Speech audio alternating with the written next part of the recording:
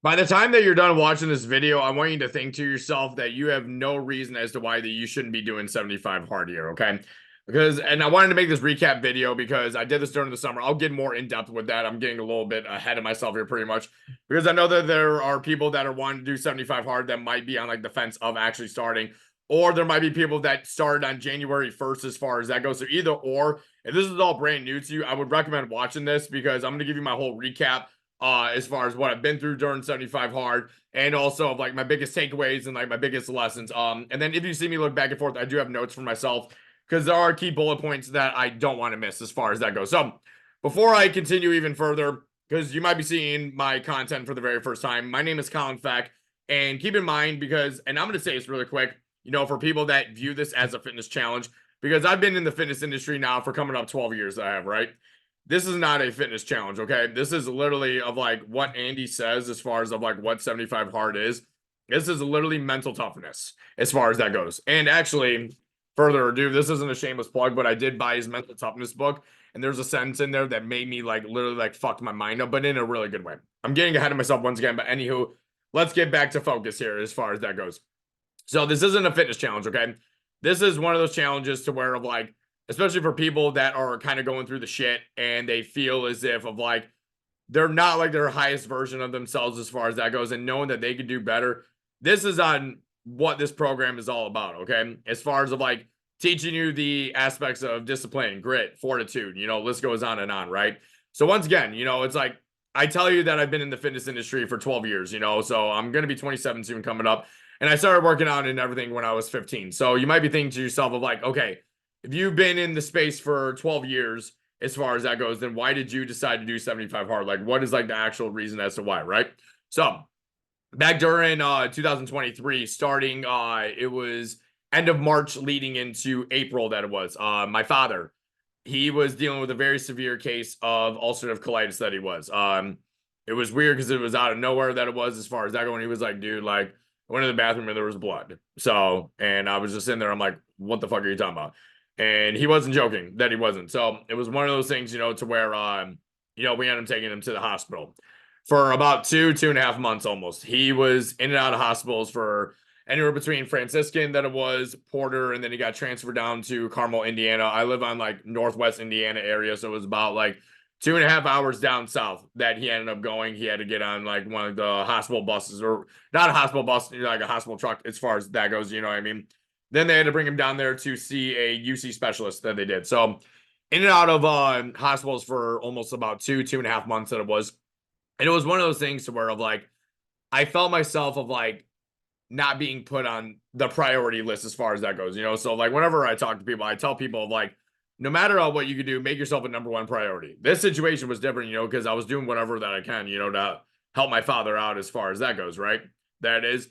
But for me and myself, you know, I felt myself of like slowly sinking. And keep in mind, I knew about 75 hard for probably about a year and a half to 2 years, okay?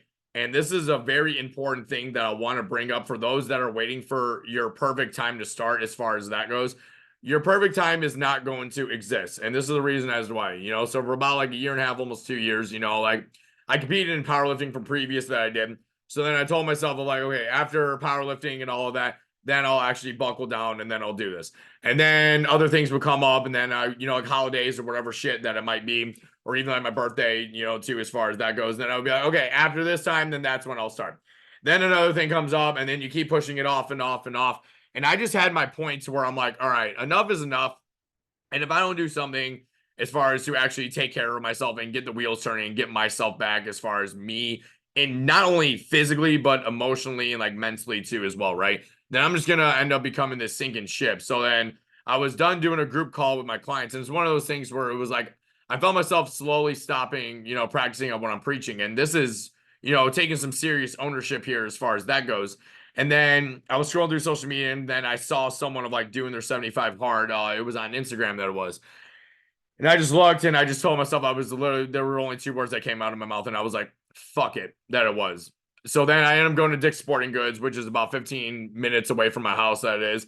And then for the outdoor training, I bought myself a kettlebell, a medicine ball, and a jump rope that I did for circuit training that I did. And I also made it a goal for a portion of the outdoor training that I did to run a mile a day. You know, so then at the end of this, it would be 75 miles that I would be running, you know, obviously the basic math, a mile per day, right? And keep in mind, I fucking hate running. I absolutely hate running with a burning passion, but that's the reason why that I wanted to do something like that, you know, to really add on to 75 hard. And, you know, once again, for those that don't know, as far as like the daily task, right? Okay. You drink a gallon of water, you do 2 trainings that you do. One of them is outdoors. Each of them have to be 45 minutes. No cheat meals, no alcohol, and then 10 pages of reading, right? So in hindsight, you know, like when you think about those tasks that you do, they're really easy tasks that they are.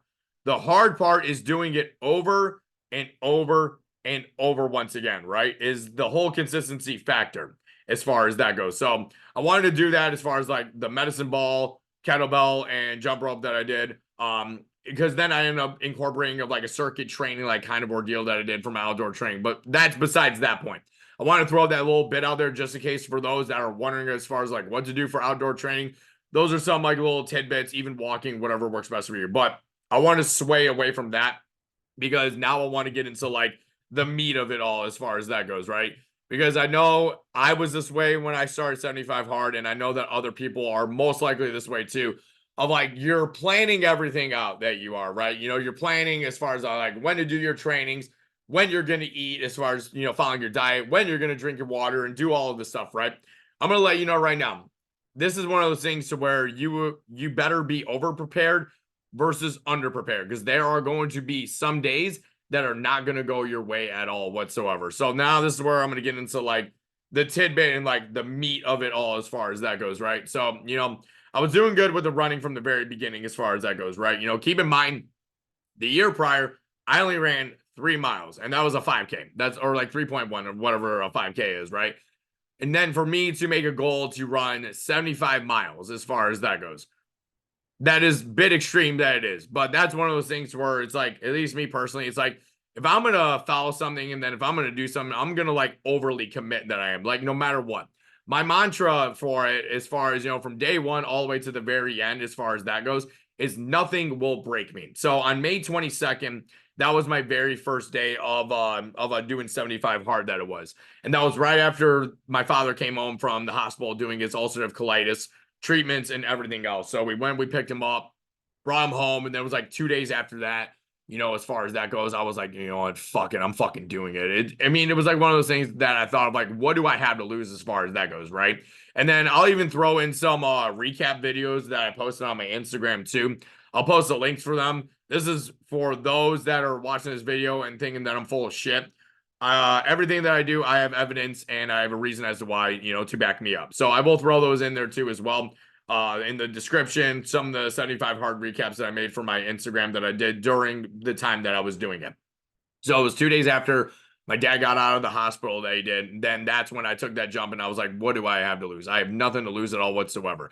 But I did make a promise though to myself is no matter what happens, good or bad, this is going to get done in the very first try that it is. So I was doing good with the running. And then day 6 came. It was roughly right around day 6. And when I went to go run, I'm not even joking that it was as far as for a portion of my outdoor training. My feet, the bottoms of my feet were so fucked up that they were. It literally felt like as if I was walking on glass and Legos at the same time. You know, so once again, I'm like going from running 3 miles the year before. And then on day 6, you know, that was 6 miles back to back as far as that goes. Obviously, my feet were not happy with that at all whatsoever, that they weren't. But then it ended up turning of like me running that it did for a portion of the 45-minute outdoor training into me of like this like very slow jog yet hobble, so to speak. And even after my outdoor trainings for that portion, like help my feet recover, literally when I would get home, and I know this is going to be a little gross, but just follow me here because I had to work with what I was given that it was. We have 2 8-gallon crock pots at our house that we did, and I literally made ice baths that I did as far as out of those. Obviously, when I use them to cook, obviously I did clean them that I did, no shit, obviously, but I used them as foot baths that I did to literally, I threw in probably about like 2 or 3 gallons of water worth for each, and then like 2 full bags of ice, and I would just dunk my feet in. And I'm not even kidding, when I pull my feet out, just the inflammation and everything that was pulled, and then I would take a golf ball and I would roll out the arches of my feet. That was literally like that from day 6, and then it was up until like day 13-ish, roughly, that it was like that as far as that goes. So yeah, for like a little portion of like the running went into like from running and then went into me of like this little slow jog and then hobble as far as that goes. And then this is where shit really started to hit the fan that it did, right around that second week of 75 hard, so to speak, that it was. It was actually on June 1st. Yeah, so once again, this is why that I have the notes for some of my shit that I do. June 1st, my father's back in the hospital. We had to take him back the evening before that we did, because from all the medications and everything that the hospital pumped him with. So it was a corticosteroid, a prednisone that it was, and then the Remicade that it was for his ulcerative colitis. It weakened his whole freaking immune system so bad to where he ended up getting what is called pneumocystis pneumonia. That it is. So it was the night before that we took him back that we did. We have one of those blood oxygen readers that we do, you know, test your blood ox, heart rate, and all that. And he was getting ready to go to bed that he was, and he comes out to me. He's like, dude, I'm kind of feeling like a little weird. Like I have no idea what the fuck is going on. So I was like, here, put it on. And his oxygen first read 74%. It was one of those things where like when our family saw that number, we didn't want to believe it, you know, because obviously that's something that I've never seen before on any human being, right? So we were, you know, fucking around with it, that we were messing around with it. And then we were like, you know, let's throw in batteries or whatever, blah, blah, blah. And then let's try it one more time. That we will. Then he goes to put it back on, 68% that it went down to. And then for those that don't know, obviously, you want a good oxygen range for your blood between, I would say personally, 95% to 100%. If it's at 68% that it is, that's not good at all whatsoever. And then I'm calling us men out. You know, men can be stubborn.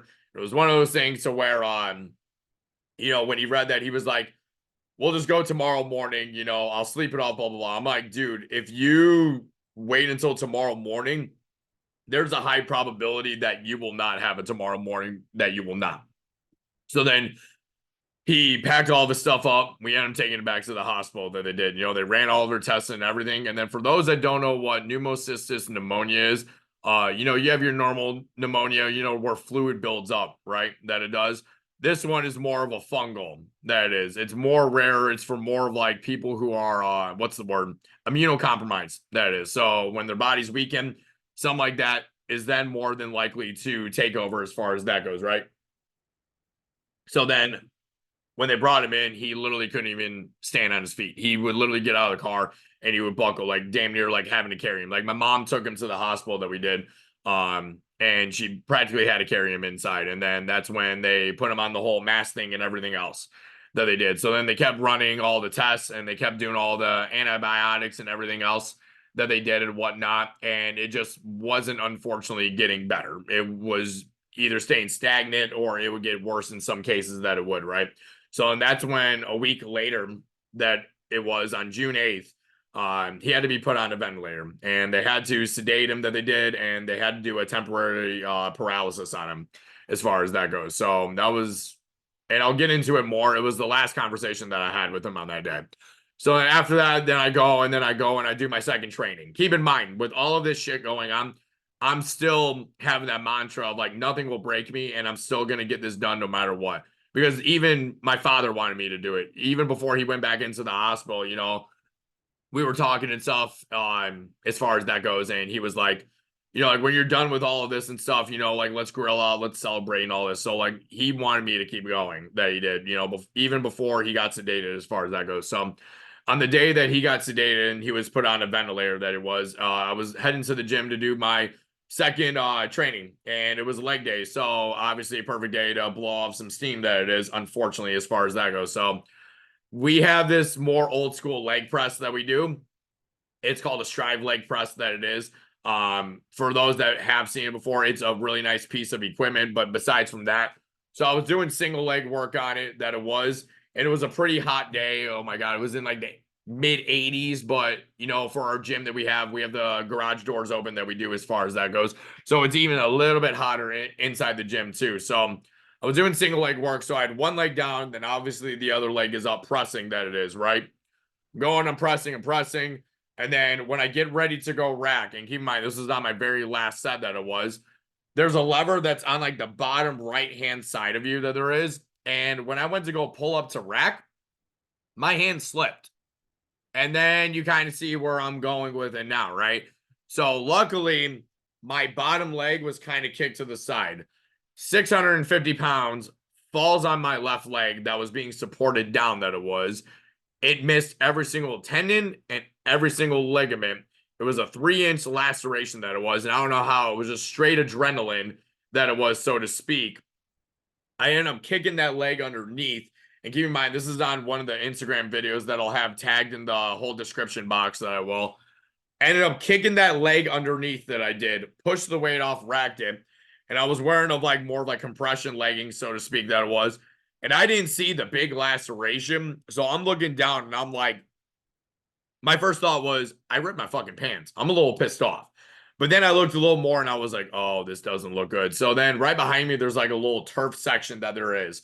And I end up going over there and I roll up my pants. And then the moment that I did, the moment that unfortunately blood was spewing everywhere and shit that it was, luckily I didn't hit a main artery that I did. I got very lucky. I'm very, very lucky. Someone was watching over me. That's pretty much on how that went.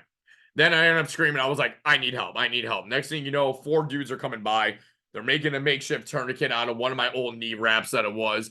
They got another guy putting pressure down that they do. They're calling the ambulance to bring them over that they did. Then they rushed me over to the hospital that they do. So I am going to the hospital. So unfortunately, like father, like son that it was. That was a hard call for my mom. I was calling my mother and I was like, hey, I fucked up. She's like, what do you mean? I was like, I'm going to the hospital. Can you come here? And so luckily though, and I got very lucky once again, I only needed 11 stitches. And that was due to missing every single tendon, every single ligament, did not hit the kneecap at all. It was literally of like in the most messed up way possible. It was yet the best outcome that it was. So I ended up getting the stitches in. And then I just had a little portion of my training to do. I literally only had to do leg extensions, but I literally went back to the gym and I did single leg work. That's literally all that I had to do. And I was at like 50 minutes that I was. So I literally had that one movement to do. So my mom's driving me back to pick up my car that I am. And I go back in. I got all wrapped up and everything. And people at the gym, they're like, why are you back? And I literally told them, I'm like, whatever you start, you make sure that you finish no matter what. Obviously, there's certain cases where you wouldn't be able to. But if I was able to walk and if I was able to be given that opportunity to be able to stand on my 2 feet that I was going to take it with everything that I got that I did. So then I still keep going with 75 hard that I do. So then the next day, obviously with stitches in my leg and I can't bend in the knee, I obviously then cannot run at that point as far as that goes, right? So I still ended up rehabbing it and I involved it with my outdoor training that I did. I ended up doing farmer's carries that I did with a kettlebell. So my first couple days I didn't do it with, I just went body weight because I literally, as far as picking up my leg, it was like dragging it. It was like damn near like a limp leg that it was. And I was still walking a mile on it that I was because I knew at that point that I could have easily quit. I'm pretty sure 90% of people that went through what I went through and that portion, keep in mind, that's only a portion of it as far as what I went through with it. They easily would have quit. But, once again, this is one of those things where it was like the weirdest breakthrough that it was as far as of like, if I could withstand this, what else can I withstand as far as that goes, right? And then that's when we hit June 16th that we do. June 16th was another hard day because unfortunately my father didn't make it. He ended up passing away at about 8 o'clock in the morning that it was. And we were getting ready to head out to the hospital because during that time they had to transfer him out to Fort Wayne, Indiana. That it was. So we were driving back and forth everywhere as far as hospital visits and everything else too. That was like another 2.5 hour rough commute that it was, so to speak. So we were driving out there and then we ended up getting the call literally right before we were ready to leave the house that we were. And unfortunately he didn't make it as far as that goes. Yeah, it was just a very hard day, like I literally went and worked out first thing in the morning at the gym that I did at about like 6:30 in the morning that it was. And I don't know why. I was just like, I think this might be it. And this is like somewhat of like service level-ish too that I'm talking about. Obviously, there was more detail that went into it, but if I talked about all of the detail, this would probably be like a 2-hour video roughly that it would be. Then we get back and then we're getting ready to pack the truck up that we are. And then I see that it's Lutheran Hospital that's giving us a call. And I literally told my mom and my older brother that I have. I told him and I was like, be ready. And I put on speaker and that's exactly what it was that he passed away. So we ended up going back out there, you know, to say our final goodbye that we did and get everything else taken care of. And then, of course, when I come back, that I go and I do my outdoor training that I am. And then this is where I'm starting to do farmers carries that I am, you know, because then it's like after at that point, I had a couple more days with the stitches that I did. And then, of course, at the track, because I would go to our track that's about like 20 minutes away from my house that I would. It was nice, you know, it was one of those things like solitude for me, you know, peace and quiet as far as that goes. Eliminate as much noise as possible. But then, of course, you know, when I go and like more towards the evening, that it was, of course, that there's a father and there's a son there.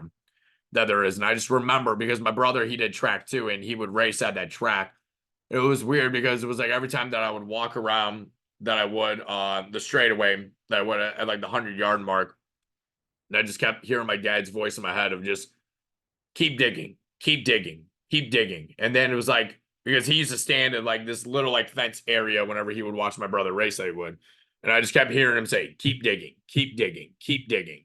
And then once I would pass that section up, then that voice would go and it would just vanish. Then I would go back again, hear it again, that I would. But that was another portion of it. And then, you know, setting up everything with, you know, the service and everything else too during that time. It was pretty rough, you know, once again, that could have been another thing, you know, to where that could have been another stopping point for me that it could have, you know, once again, like 95% of people would have stopped at that point. For some people, I don't blame them, but it's one of those things, you know, it's where it's like, at least for me personally, and also gaining my momentum and everything back and gaining back on who I was. It was one of those things where it's like, I've came this far and it's like, why am I going to quit now? You know, it's one of those things where I wanted to, you know, I don't want to say prove to people, but set the example of like, you set your own limitations that you do as far as that goes. You set your own boundaries and you make your own choices that you do. So if you set the limitation of like giving up, then what is that going to show to other people too? Of like, show them of like, when things get tough, like just quit. That is like, when things get tough, then that's when you should keep moving forward. Because then that's where the true character shows. Like the true character doesn't show when you're at your best. The true character is shown when you are at your worst, because you can either keep your back against the wall and not even move forward, or you could say, fuck it, what do you have to lose? My back is against the wall, and the only way that I can go is forward from there. So then there's more to it, as well as that goes. That there is. Then it was on, June 21st. I have it on my list here.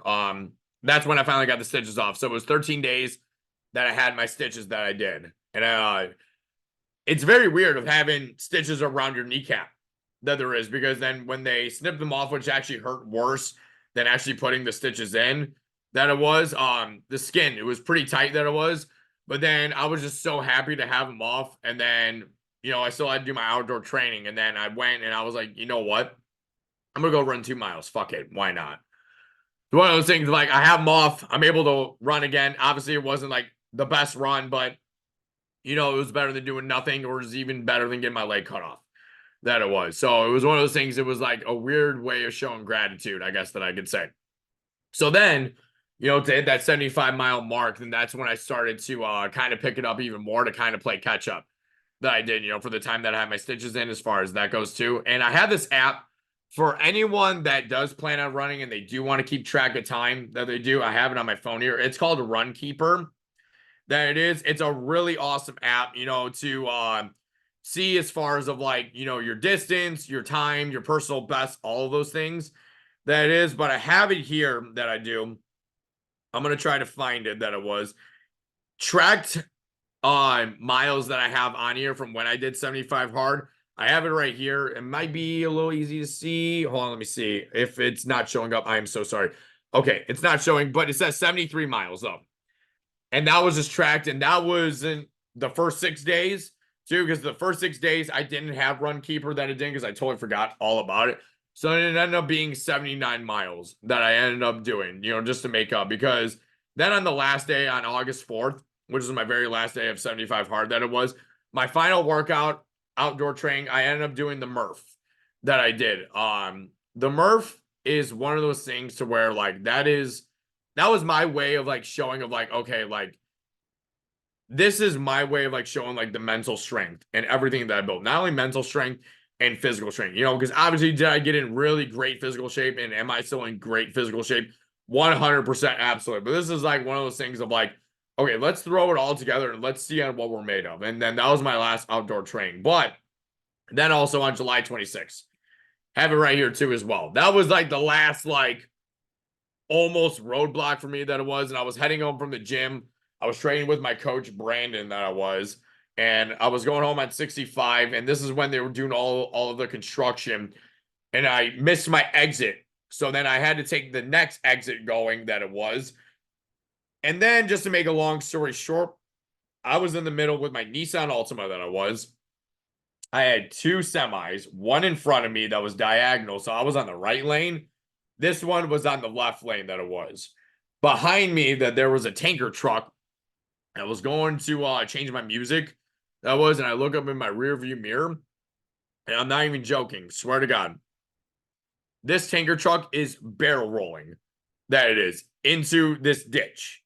And I'm just screaming like, holy shit. And then I look in front of me that I do at this semi. Next thing you know, I see this semi hitting this temporary barrier that they put up, to do all of their construction. This thing just blows into it. Debris is everywhere. Concrete is coming flying at my car. And I was just like, everything happened so fast where I'm like, my reaction would have not made a difference at all whatsoever. And this thing, it literally felt like I was in like a Fast and Furious set that it was. I'm not even bullshitting. This thing is coming flying at me that it is. And popped only, and I am so thankful for this. I'm not even joking, because any other wrong move, I might not be making this video right now. I'm not even joking.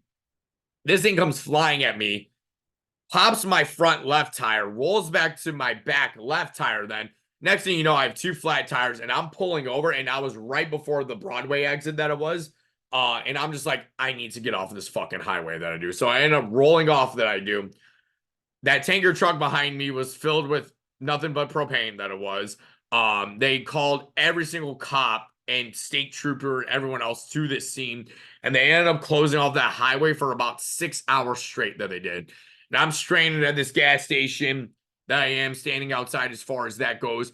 But I didn't care.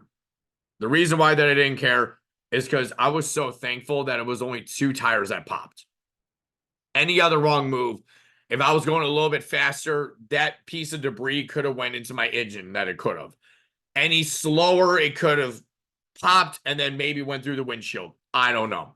All I know is two tires that it was, and everyone somehow in some way was okay during that scene that they were as far as that goes. So then I'm waiting for the state trooper to come over to me to get my report on it as far as that goes, because they literally had every single officer there for this whole case that they did. So I was waiting like an hour for that.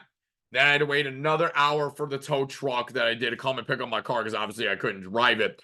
And then I had to wait another hour for my mom to come and pick me up. It was absolutely chaotic that it was. But in the weirdest way, once again with that accident, I couldn't have it any other way. Was it a very fucked up accident? Could have been very, very fatal. 100% yes. But that is what I went through during 75 hard that I did. And even ran, once again, of like keeping up with the running. I was running 2 miles. I was picking it up a little bit more than it was. But this is one of those things where of like, I want to give my recap, because this is going to be for those people, that are kind of questioning if they should be doing 75 hard or not, right? After hearing everything that I went through during that time, your question to yourself should be, what's your excuse to not start? It's one of those things where like you hear what I went through during this for the 75 days that I did. And that's where, your limitations would be set with yourself. Is if some 26-year-old kid, can surpass and go through all of this shit here, then how come you can't? How come you just can't take 75 out of your, 75 days out of your calendar year to work on yourself and better yourself and to see on who you can become by day 75? It's more than just physical. And this is what I tell people that I coach and all that too. Like the fitness side of things with 75 hard, or even just working out in general, if you focus on just the physical, you're not going to make it. You won't. I am sorry. You will not make it at all. But if you focus on the mental benefits with it all, then that's where you will end up making it. Because if you focus on the mental, then the physical is a byproduct that it is. So not only getting in better physical shape, but physical stamina and everything else too. It's one of those things to where, like, for this program, to be available to everyone at a cost, and for you to wait for perfect time. And keep in mind, I did the same thing myself too. I was waiting for the perfect time. Your perfect time is going to be when you tell yourself enough is enough and you hit your own quote unquote rock bottom. And that's what you kind of have to do, is you kind of have to hit your rock bottom and accept that you're not going to go any further, right? Because if you go further, then it's not only a disservice to yourself, but it's a disservice to the people that surround you. That is. So it's not only putting yourself in your own shoes as far as when wanting to do something like this, it's putting yourself in the shoes of, I don't know, whoever has a significant other out there. Maybe if you are a coach and you have clients that you do, or even your parents, siblings, whoever the case may be, right? It's not only doing it for your betterment, but also for the betterment of the people around you as far as that goes. So hopefully with hearing this, maybe it sparked a fire that it did. And maybe hearing my story and everything else, maybe you are telling yourself of like, if this kid could still go through all of this shit and still make it towards the very end and become the best version of himself, then whatever I have going on in my life, what do I have to lose? And that's one thing that you have to ask yourself. It's like, what do you have to lose? It's one of those things of like, you go through, and the only thing that's going to happen is you are going to get better. But that's only if you put forth effort. No one is going to come and do it for you, right? It's one of those things that you have to ask yourself. And this is from the Mental Toughness book that I read, is if not you, then who? If you're not going to do it, who else is going to do it? It's going to be no one. Yeah, people can give you the motivation. They can tell you all the shit that you want to hear. But at the end of the day, if you don't take any action on it, then it's on you. Everything that happens to you, good or bad, is your fault. Keep that in mind when you start 75 hard. Even if you are doing it right now, or even if you did it in the very past, leave a comment below. I would love to connect with those that are planning on doing it, are doing it right now, or have done it in the past. I would love to hear your guys' stories too as well. Thank you so much for listening. And I am going to start posting more relevant content. And what I mean by that is like being more consistent with it than I am. So my goal is once a week, I like to post some kind of long form content such as this. The shorts, if you want to keep up on the shorts, that's for the little inspiration and like a little tidbits here and there too as well. And other than that, thank you so much for enduring all of this time to listen to this video, and hopefully that you guys have a great rest of your day.